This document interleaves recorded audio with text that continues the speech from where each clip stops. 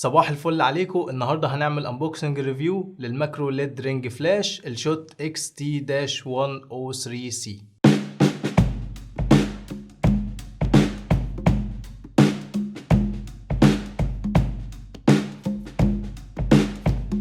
في البداية حابب اقول لكم ان الفيديوهات بعد كده هتبقى كل اثنين وخميس، مش كل خميس بس، الساعة 8 برضو على اليوتيوب. فيلا بينا نبتدي الفيديو بتاعنا. اول حاجة هنعملها وهي هنتشيك ال 7 في اي بي بتاعتنا، فيلا بينا.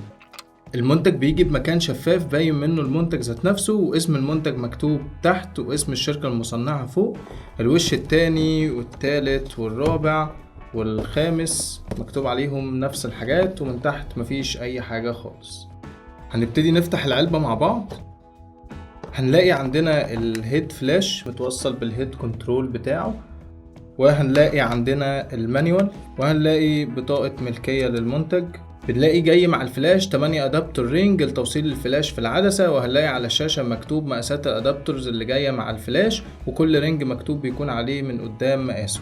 احنا دلوقتي هنجرب الرينج على كاميرا كانون 700 دي على لينس سيجما 70-300، ومقاس الفلتر بتاعها 58 ملي. ولو مهتم تعرف اكتر عن العدسات هتلاقي فيديو ازاي تقرا العدسات موجود في الديسكريبشن تحت. هنركب الادابتور في العدسة، وبعدها هتلاقي زرارين في جنب الفلاش بتضغط عليهم وتدخل الادابتور جوه الفلاش وتسيبهم يقفلوا لوحدهم على الادابتور.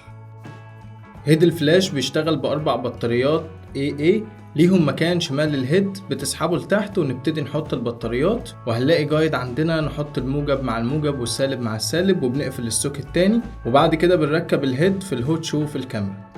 هنلاقي عندنا 7 أزرار على الهيد. أول واحد اون واوف، وده خاص بفتح الفلاش وقفله. بنضغط عليه ضغطة مطولة بيفتح الفلاش، ونفس الوضع واحنا بنقفله. أول زرار من الشمال هو البايلوت، والبايلوت بيعمل زي تيست كده للفلاش. تاني زرار وهو المود، وده بيغير بين 3 أوضاع للفلاش. أول واحد هو الفول رينج كامل، وكل ما بتضغط عليه بيغير الوضع. تاني واحد هو نص الرينج الشمال، وتالت وضع هو نص الرينج اليمين. رابع زرار هو اللايت، وهو بيخليك تستخدم الفلاش بشكل مستمر لتصوير الفيديو أو الصور كمان، ولكن الفلاش المستمر بيكون لكامل الفلاش مش لجزء منه، حتى لو انت على مود نص الفلاش.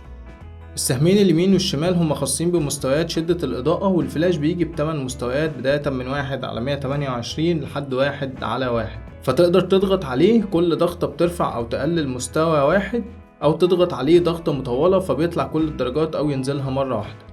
آخر زرار معانا هو الست، وده لو ضغطت عليه ضغطة مطولة بيعمل لوك للهيد، فلو ضغطت على أي حاجة تانية مش هتأثر عليه ولا هتتغير تاني، ولكن تقدر تضغط ضغطة مطولة على مفتاح الأون والأوف وتقفل الفلاش كله عادي. في حاجة كمان في الهيد، إنك لو مش بتستخدمه ما تقلقش على البطارية، لأنه بعد 10 ثواني وإنت مش ضاغط على أي زرار بيقفل نور الشاشة لوحده، وبعد 20 ثانية بيتحول لوضع سليب، وهتلاقي حرفين SL ظهروا على الشاشة. ولو ضغطت على أي زرار هيرجع يشتغل معاك تاني، وده في كل الأحوال حتى لو عامل له لوك ومش بتستخدمه خالص. ولكن مش معنى كده انك تسيب البطاريات فيه لو مش هتستخدمه لفترة طويلة، لان البطاريات بتتكثف وبتبوظ جوه الهيد، وده غلط عليه. اخر حاجة خاصة بالفلاش وهو الجزء الاصفر اللي قدام، وهو زي فلتر كده لانك تقدر تستخدمه او تشيله بكل سهولة، وتستخدم الضوء الابيض العادي اللي بيجي مع الفلاش. والكالر تمبريتشر للفلتر هو 3000 كلفن، ومن غير الفلتر هو 6100 كلفن.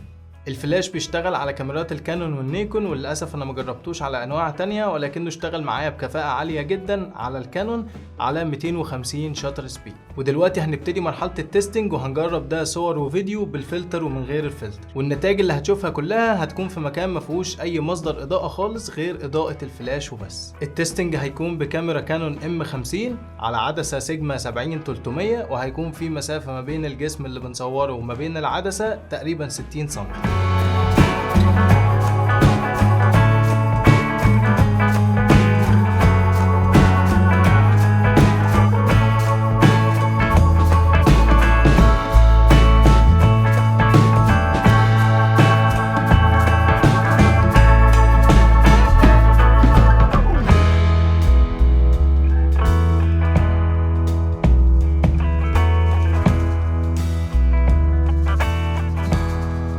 وبكده نكون خلصنا الانبوكسنج والريفيو بتاعنا. لو عندك اي سؤال او استفسار بخصوص الفلاش تقدر تسيبهولي في كومنت وانا هرد عليك، واشوفكم الحلقة الجاية.